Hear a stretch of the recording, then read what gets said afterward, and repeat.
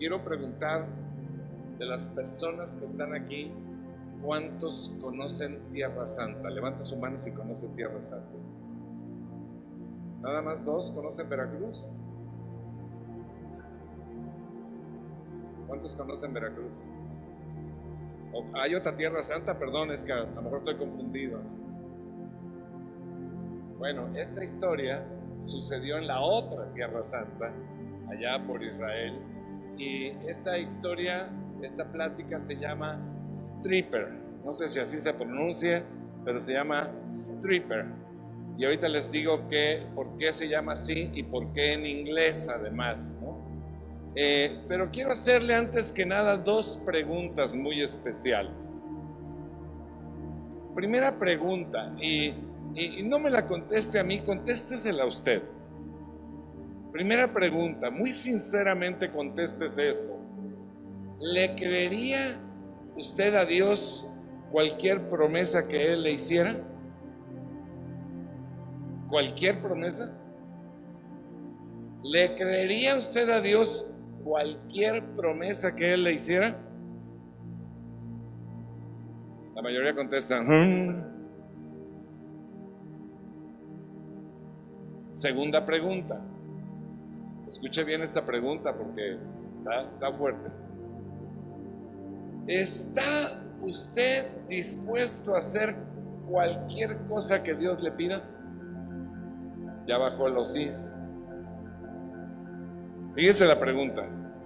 ¿Estaría usted dispuesto a hacer cualquier cosa que Dios le pidiera?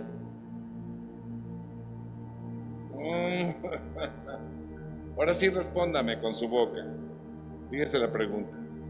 ¿Estaría usted dispuesto a hacer cualquier cosa que Dios le pidiera? Conste. No se vale zafín zafado es perdonado, ¿eh?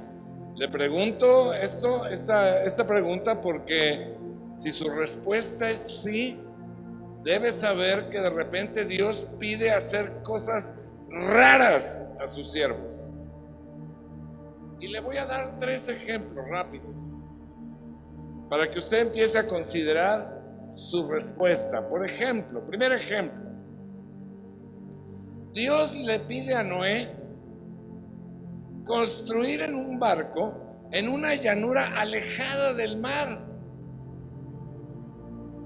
a cientos de kilómetros del mar, diciéndole que va a mandar una lluvia que va a inundar el mundo entero. Y considere 2 cosas en esta petición. Noé nunca había construido un barco, es más, estoy seguro, nunca había visto un barco.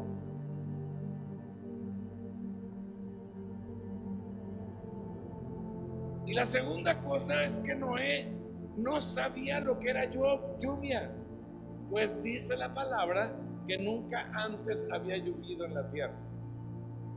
Entonces cuando le dice construye un barco porque va a llover, pues es como si a usted le hablaran en ruso o en chino. No tenía idea de qué le estaba hablando Dios. Para complicar las cosas, Dios le pide que suba al barco animales de todas las especies terrestres. Mi hermano, ¿qué haría usted? ¿Qué haría usted si Dios le diera una orden similar aquí en Querétaro?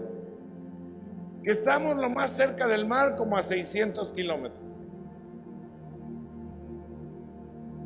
¿Qué haría? ¿Qué haría, por ejemplo, si Dios le dijera: Juan, María, Lupita, Ernesto, construye un tráiler eléctrico volador con batería para 1 año, porque voy a supercalentar la tierra y no se va a poder pisar en ese tiempo? ¿Qué haría usted? ¿Qué cosa es un tráiler volador eléctrico? ¿Lo haría usted?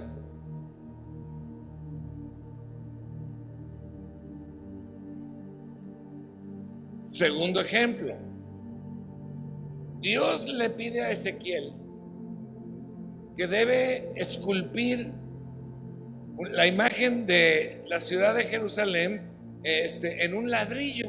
Ahí esculpir como la silueta de la ciudad de Jerusalén en un ladrillo. Y luego debe acostar del lado izquierdo durante 390 días viendo el ladrillo. Oiga, yo cuando me quiero dormir, yo lo que hago es que prendo la televisión y entonces le pongo el timer, pongo algún documental de algo y antes de 2 minutos ya estoy dormido, porque me aburro, ¿no? Pongo un documental así, algo así como la vida secreta de los escarabajos. ¿A quién le importa? Pues a nadie, ¿no? Ahora imagínese 390 días acostado viendo una tele que no se mueve. Una misma imagen ahí. 390.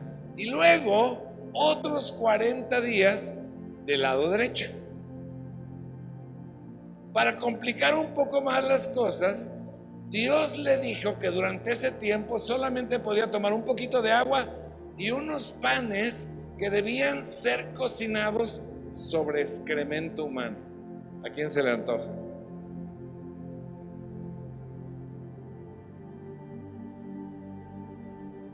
¿Qué haría usted si Dios le pidiera hoy algo parecido?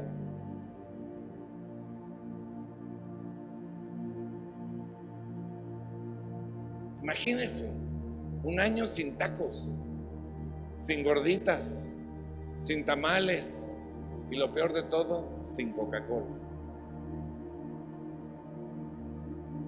Imagínense que está usted acostado ahí echado viendo el ladrillo y viene su esposa y le dice: ¿y qué haces ahí echado tanto tiempo y tantos días? Ay, vieja, no me lo vas a creer, pero obedeciendo al Señor.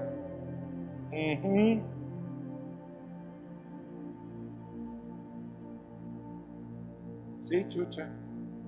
Tercer ejemplo.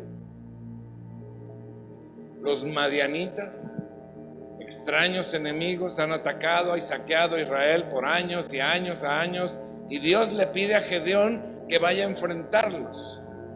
Y los madianitas tenían un ejército de 135,000 hombres. 135,000 hombres. Y Gedeón logra reunir un ejército de 32,000 hombres. O sea que si se enfrentaran en la batalla, sería una batalla muy dispareja, 4-1. No, nadie tiene oportunidad de vencer 4-1, no se puede. Pero Dios le dice que despida a algunos y finalmente quedan 10,000. O sea, la proporción aumenta 13-1. Cada soldado de Israel tenía que vencer a 13 para empatar. Cada uno. Misión imposible. Una locura, militarmente hablando, ¿no? Pero no queda ahí la cosa. Dios le dice que reduzca aún más el número y finalmente solamente quedan 300 hombres. 300 contra 135,000. Desde un punto de vista militar es un suicidio. Suicidio, no hay otra palabra para describirlo. Para complicar más la cosa, Dios los manda sin armas. Nada más les dice: van a llevar una trompeta, un cántaro y una antorcha.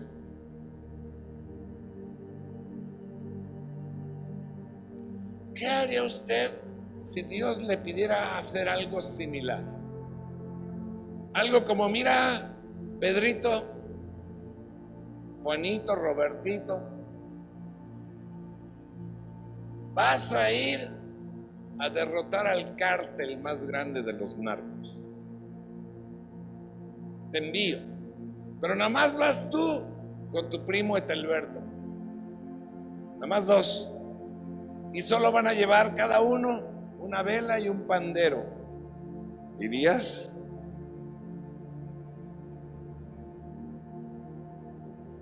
Yo no iría ni a Menchaca, armado.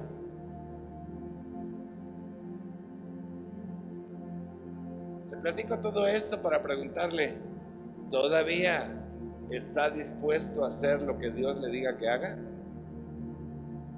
¿Todavía, a pesar de haber oído estos ejemplos? Conste, porque le voy a platicar un cuarto ejemplo, que es del que vamos a hablar el día de hoy brevemente. Abra su Biblia en Isaías capítulo 20, versículo 2, y se lo voy a leer en la Nueva Versión Internacional. Isaías capítulo 20, versículo 2. Dice la palabra: en aquel tiempo el Señor habló por medio de Isaías, hijo de Amós. Le dijo: anda, quítate la ropa de luto y las sandalias. Así lo hizo Isaías y anduvo desnudo y descalzo. Por eso esta plática se llama el stripper, o sea, el encuerado. Imagínese usted que Dios le dijera a usted que anduviera encuerado o encuerada por toda la ciudad. ¿Estaría dispuesto? Nadie me contesta. Pues no, hace rato me dijo que estaría dispuesto a hacer lo que Dios le dijera que hiciera. Y si Dios le dijera: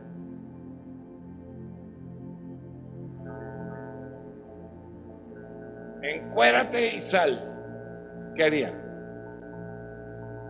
Mi tío Febronio, que es bastante inmoral y le vale el gorro el mundo y sus alrededores, estoy seguro que sí lo haría. Y no solamente lo haría, se divertiría como enano. Mi prima Eduviges tampoco tendría problemas, porque está tan gorda que cuando anduviera desnuda, las lonjas le caerían tanto que la gente pensaría que anda con falda.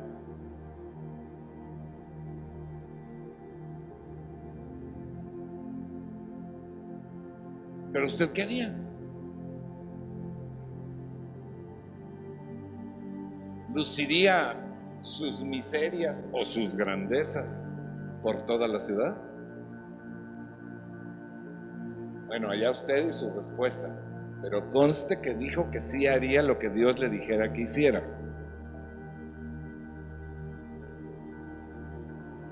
Lo importante aquí, mi hermano, es entender el por qué Dios ordena algo tan extraño, es decir, ¿cuál fue el propósito de esta orden?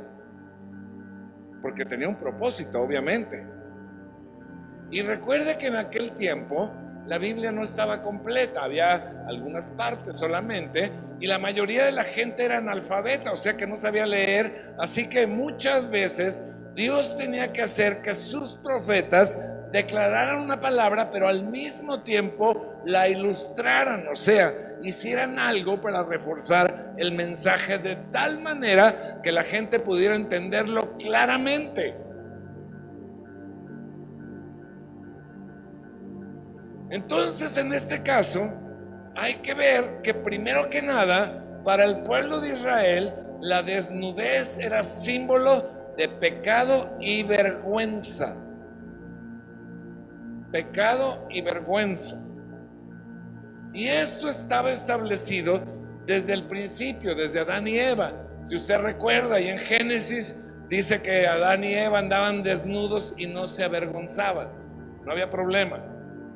Pero en cuanto pecaron, todo cambió.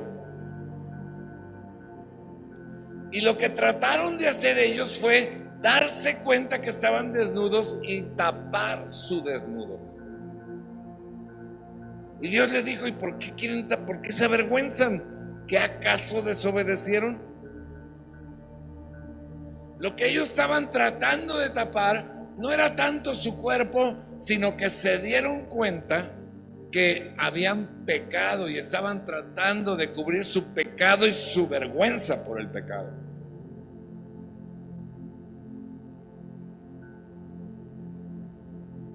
Entonces, Dios hace el primer sacrificio en la historia, la primera muerte en la historia, y sacrifica animales en anuncio de la promesa del sacrificio futuro de Jesús, el Cordero perfecto que quita el pecado del mundo, por todo el pecado y la vergüenza de la humanidad. Y Dios cubre a Adán y Eva con las pieles de sus animales sacrificados.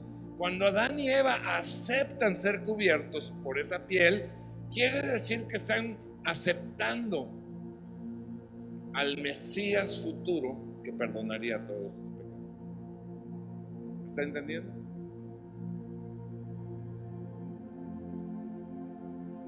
Y ese, a partir de ahí, fue el símbolo de que todos aquellos que creyeran en Jesús serían cubiertos de su pecado y su vergüenza, o sea, de su desnudez.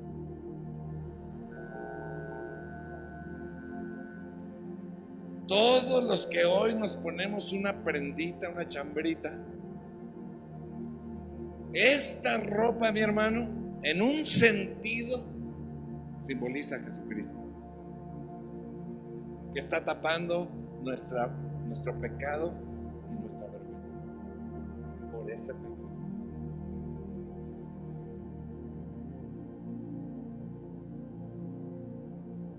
Por eso el Señor dice en Apocalipsis capítulo 3 versículo 18, dice la palabra: por eso te aconsejo, está Jesús hablando, ¿hablándole a quién? ¿A quién le está hablando? A ver, hágale así con su manita. ¿A quién le está hablando? A mí, ¿verdad? Te aconsejo que de mí compres oro refinado por el fuego para que te hagas rico. Y luego, ¿qué dice? Ropas blancas, o sea, pureza, justicia, para que te vistas y cubras tu vergonzosa desnudez, o sea, tu pecado. ¿Voy bien o me regreso? ¿Me está entendiendo? Entonces, el primer mensaje que Dios le manda al pueblo es este. Cuando Isaías se desnuda, le está diciendo: estás en pecado y vergüenza, o sea, te has apartado de mí y de mis mandamientos, y yo ya no te estoy cubriendo. Escuche esto porque es tremendo. Este es un mensaje actual también. Si te has apartado de Dios, Él ya no te está cubriendo. Y entonces estás expuesto totalmente a lo que Satanás y el mundo quieran hacer contigo. Totalmente expuesto.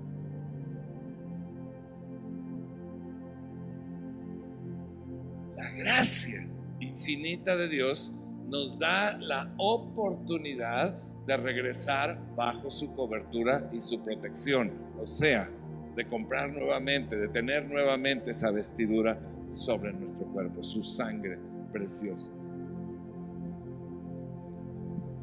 Vuelvo a la historia de Isaías. Abra nuevamente su Biblia ahí en Isaías capítulo 20 y voy al versículo 3. Y dice la palabra: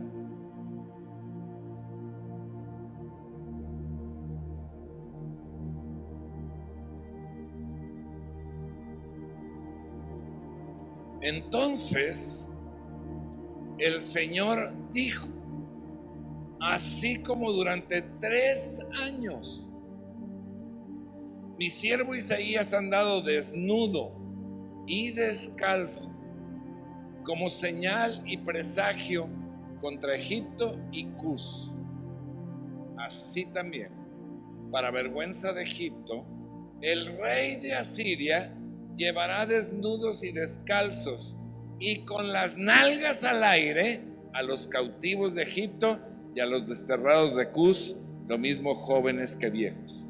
Y los que confían en Etiopía y se enorgullecen de Egipto quedarán aterrados y avergonzados. En aquel día los habitantes de esta costa dirán: fíjense, ahí tienen a los que eran nuestra esperanza. aquellos a quienes acudíamos en busca de ayuda para que nos libraran del rey de Asiria, y ahora, ¿quién podrá defendernos? ¿O cómo podremos escapar? Yo no sé a usted, pero la primera vez que lo leí no le entendí nada. Parece bastante confuso el pasaje, ¿no? ¿O sí le entendió? Así que, para que le podamos entender, quiero explicarle un poquito el contexto histórico, y con esto le vamos a entender perfecto, ¿sí? Y cuando le entendamos perfecto a lo que aquí dice, vamos a poder entender también el mensaje que Dios les estaba mandando a ellos y nos está mandando ahora aquí. Fíjese, estamos hablando de Israel en la Tierra Santa. Y en ese momento de la historia, en ese preciso momento, Asiria era una nación muy poderosa. Y esta Asiria recientemente había invadido una ciudad del país vecino de Israel, una ciudad de los filisteos. Entonces los israelitas pensaron: ya les llegó a nuestros vecinos, los siguientes somos nosotros. Necesitamos protección. Entonces, al pueblo de Dios se le ocurrió la brillante idea de darle la espalda a Dios y acudir por ayuda y protección, convenios políticos, militares, con otras dos potencias de ese tiempo, que eran Egipto y Etiopía. Etiopía, entre paréntesis, aquí en la Biblia también se le llama Cus. Cuando oigan Cus es Etiopía, y cuando oigan Etiopía, pues es Etiopía.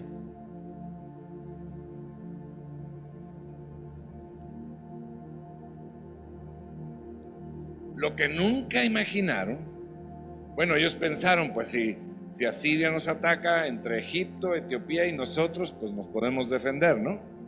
Lo que nunca se imaginaron es que Asiria iba a derrotar contundentemente tanto a Egipto como a Etiopía, y que iba a agarrar a sus prisioneros, y a esos prisioneros se los iba a llevar desnudos, cautivos.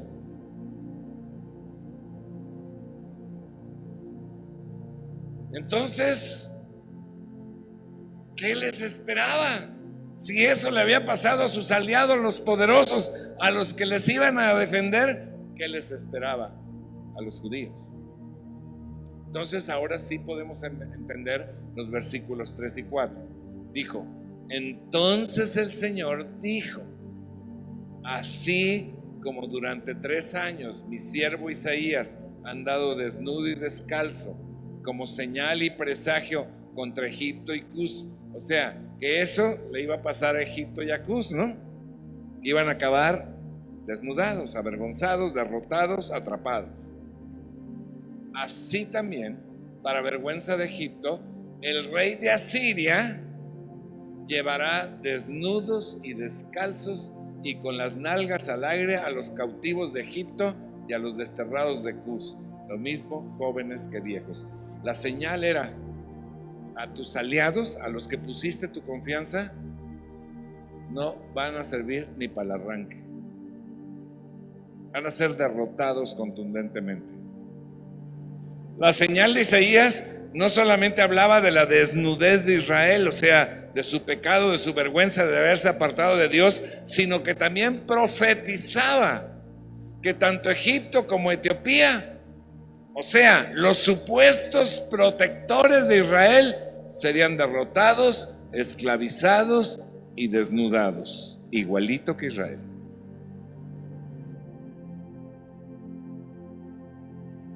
¿Ve usted? Yo hoy quiero decirle que el Señor a usted y a mí nos da una poderosa promesa. ¿La quiere oír?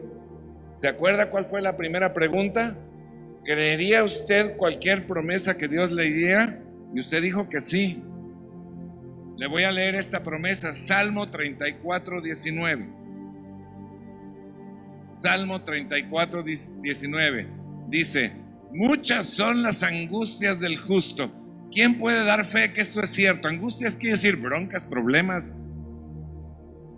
¿Quién puede decir que esto es cierto? Nada más 8, 28, 88, 888. ¿Y los demás? ¿No han tenido nunca problemas? Denme la fórmula, ¿no? Dice la palabra, muchas son las broncas, las angustias, los problemas del justo, pero el Señor lo librará del 34% de ellas, amén, del 63% de ellas, del 78% de ellas. ¿De cuántas? ¿De cuántas? ¿De cuántas? La Biblia revela que el pueblo de Dios vive en un mundo malvado, dominado por Satanás, y que en esta vida física vamos a tener problemas, pero que podemos contar con su protección para todas las amenazas y conflictos que vendrán. Y todas, mi hermano, son todas. El problema es que no le creemos. No le creemos a Dios. Y entonces empezamos a recurrir a otras cosas, a Egipto y a Etiopía, que verdaderamente creemos que sí nos darán la seguridad.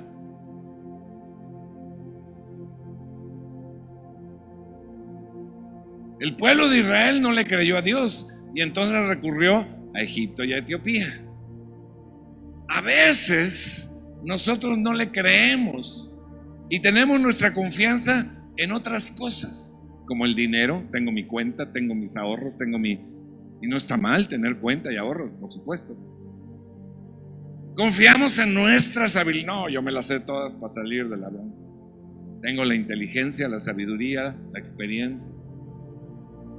A veces confiamos en que el gobierno, o en esta pandemia, mucha gente está confiada en la vacuna. Y está bien ponerse la vacuna, por supuesto. Ninguna de estas cosas es mala. En sí no es mala, por supuesto. Hay que buscarlas, hay que tener. Pero quiero decirle que si en eso está basada su confianza, todas ellas le van a defraudar, sin excepción. ¿Sabe por qué? Porque ni todas juntas tienen ni de lejos el poder y el corazón de Dios. Dice Proverbios capítulo 18 versículo 10: torre inexpugnable. Otra traducción dice torre fuerte, pero me gusta más esta: torre inexpugnable. ¿Sabe qué quiere decir inexpugnable? Inconquistable, no derrotable. Torre inexpugnable. Y torre era el lugar donde se refugiaba la gente cuando había una guerra, ¿no? Ahí en las murallas de la ciudad.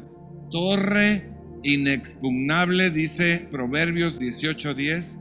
Torre inexpugnable es el nombre del Señor. A ella corren los justos y se ponen a salvo. Entonces, la pregunta es, mi querido hermano, viejito, compadre, ¿a dónde corres cuando vienen los peligros? ¿Corres a la torre fuerte o corres a Egipto y a Etiopía? En la Biblia, Egipto es sinónimo del mundo, o sea, de cualquier cosa menos Dios. Y vea lo que Dios dice aquí en Isaías capítulo 31 versículo 1. Isaías 31:1. Dice la palabra: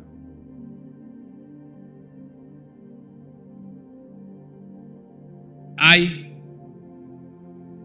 es una queja, ay de los que descienden a Egipto en busca de ayuda, de los que se apoyan en la caballería, de los que confían en la multitud de sus carros de guerra y en la gran fuerza de sus jinetes, pero no toman en cuenta al Santo de Israel ni buscan al Señor.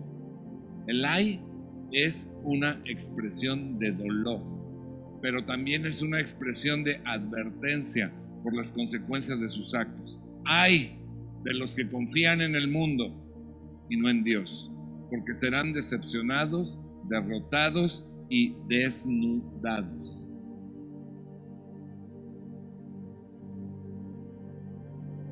La parte final de nuestro pasaje dice: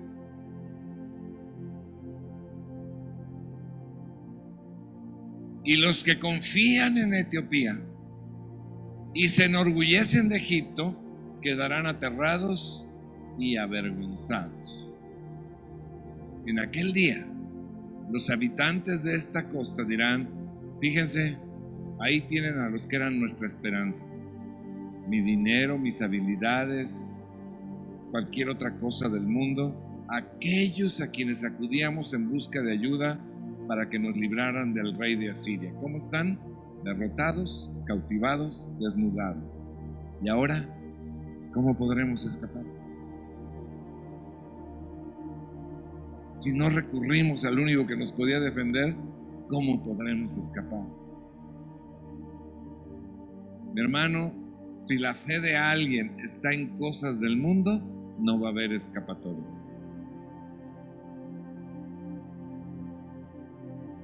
La buena noticia es que aunque algunos de nosotros nos hayamos desviado un poquito, un muchito, un regularcito hacia Egipto o hacia Etiopía, Dios es un Dios de gracia y misericordia y siempre está listo para recibirnos de nuevo, quitar nuestra desnudez y nuestra vergüenza y cubrirnos.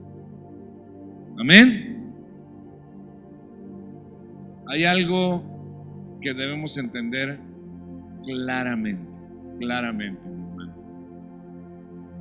Si está la alabanza, no sé dónde anden, que pasen por favor. Hay algo que debemos entender claramente. Isaías fue desnudado no por su pecado,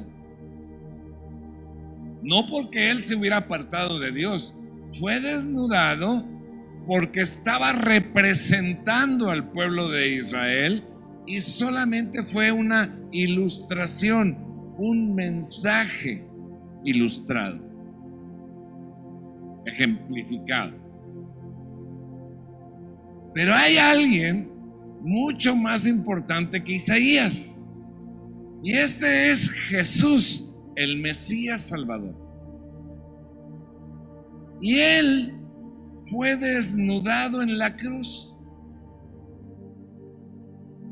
no por su pecado, porque él fue perfecto, no por apartarse de Dios, porque su comunión nunca se rompió, sino que estaba tomando tu pecado y tu desnudez y la mía. Estaba tomando nuestro pecado y nuestra desnudez. Dice la palabra, Juan capítulo 19, versículo 23. Juan capítulo 19, versículo 23.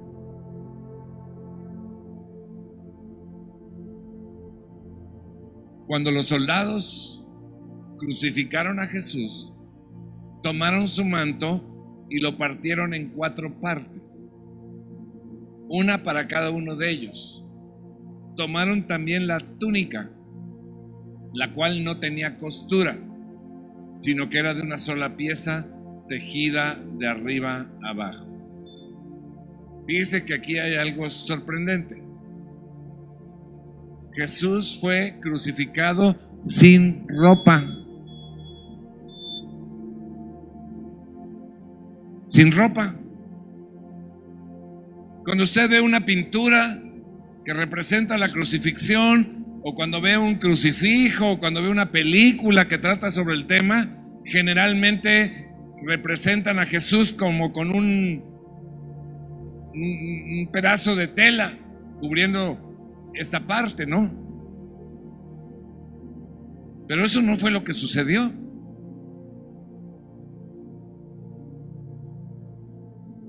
Eso se presenta pues por respeto, por costumbre, etcétera, pero no fue lo que sucedió.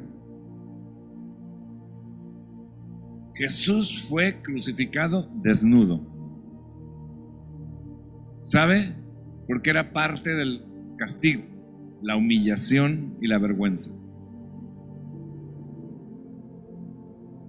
Ahora, piense lo que esto significa para cada uno de nosotros.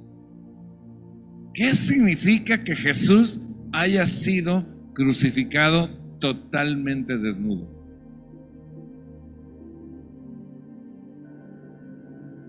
Porque es un hecho muy importante. A diferencia de Isaías, escuche, a diferencia de Isaías, lo que Jesús hizo no fue un mensaje, no fue una ilustración. Lo que Jesús hizo fue una obra, un hecho, un acto de sustitución y pago total por cada persona en este planeta. Adán y Eva fueron cubiertos en su desnudez por la piel de animales sacrificados en anuncio de la obra de Jesús. Pero Jesús hizo la obra realidad. Un solo sacrificio, una sola vez y para siempre. Y todo el que en él cree es cubierto por su sangre gloriosa. Y el precio es pagado totalmente para que nadie más tenga que vivir apartado de Dios en sufrimiento, en vergüenza, en pecado, o sea, desnudo.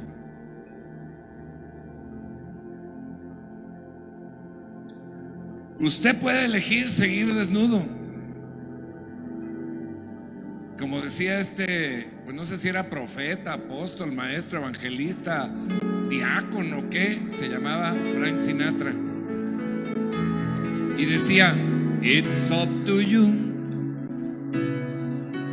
O sea, tú escoges, ¿no? Tú decides. Tú puedes seguir desnudo, en pecado, en vergüenza, en cautividad, poniendo tu confianza en Egipto y en Etiopía. O puedes correr a Jesús y hacer suyo ese sacrificio, no solamente para la salvación eterna, mi hermano, sino para cada uno de tus días sobre la tierra. Y estos son días difíciles. Días, ayer chateaba con Lulú y me decía, son días de guerra en el mundo. Son días en donde la muerte está desatada.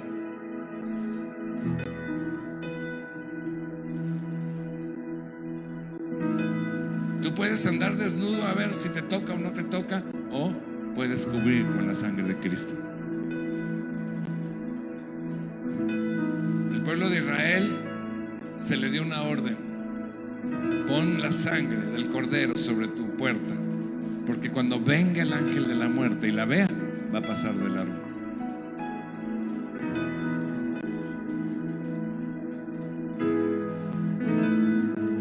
Isaías capítulo 43, versículo 1 y 2, dice la palabra: pero ahora así dice el Señor, el que te creó,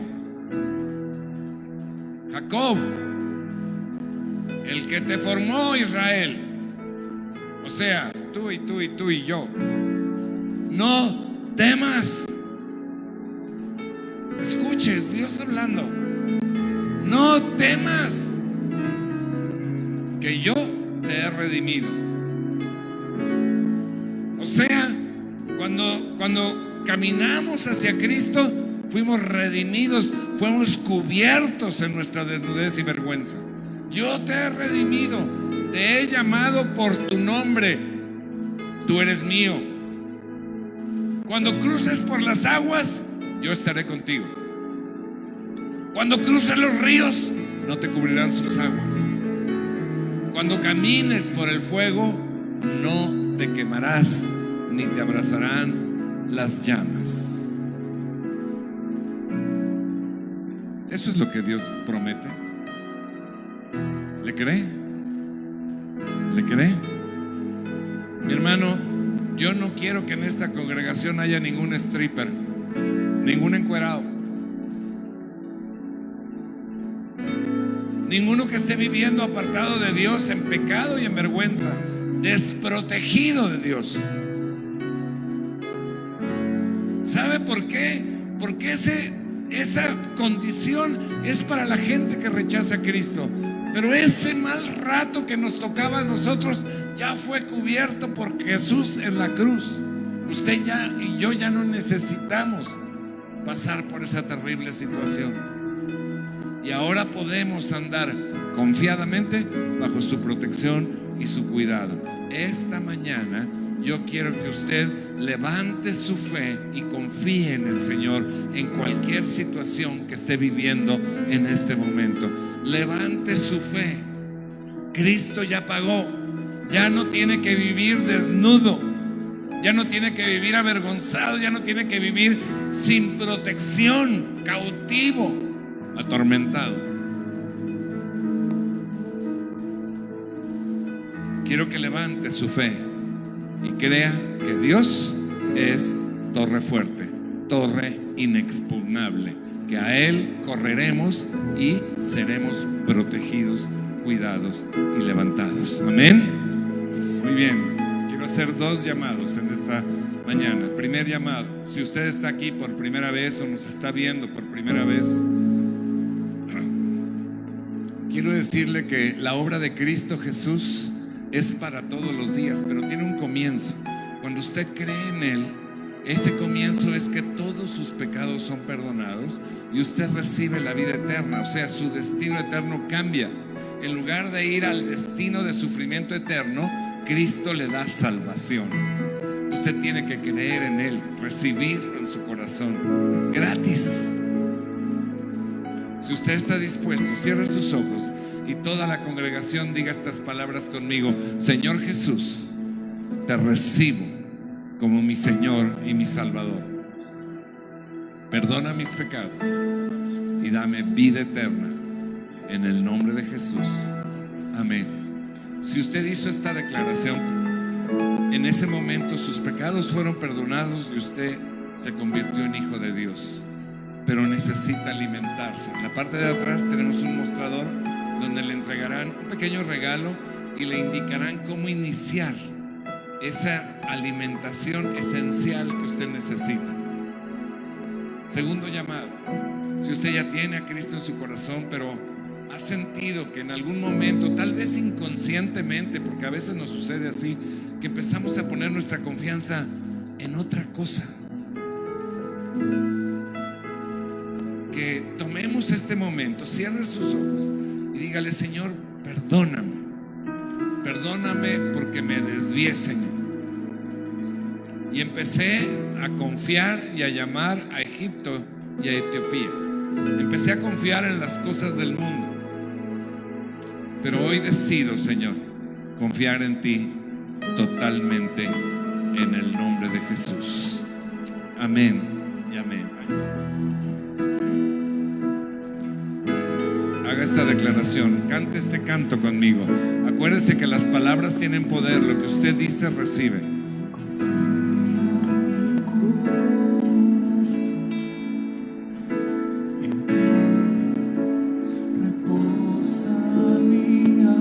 Declare esto.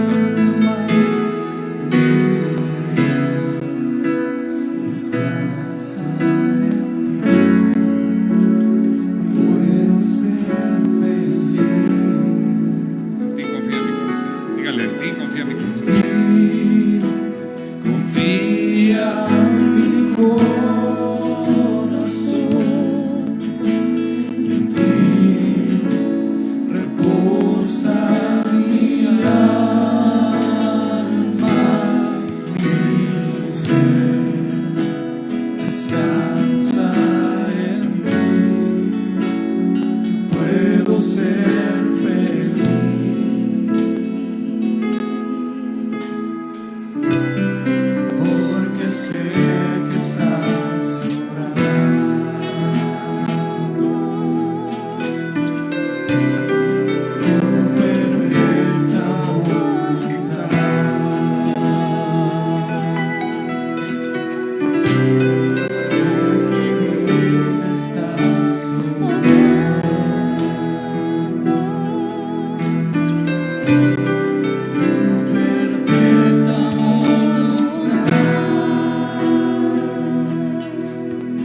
doy gracias por cada uno de los que hoy ha escuchado tu palabra, y que el Espíritu Santo, Señor, haga nido en nuestro corazón, para que creamos que en ti hay protección y cuidado, que no hay nada que te sustituya, Señor, que tú eres nuestro círculo de protección. Y yo declaro, Señor, que sobre ninguno de los que está aquí la peste tomará su vida, Señor, tomará su casa, en el nombre de Jesús.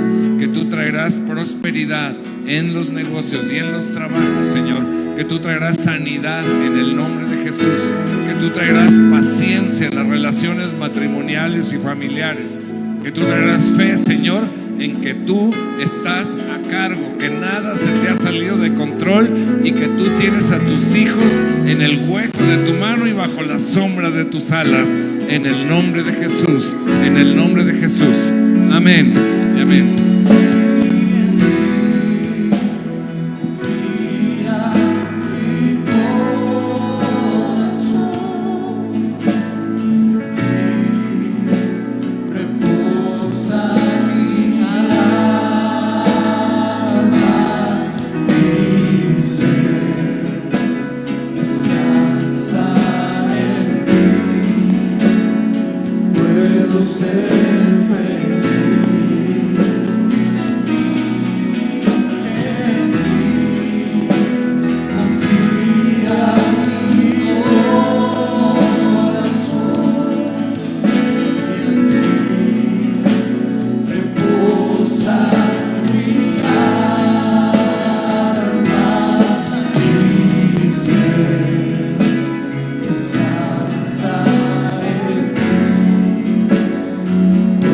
Ser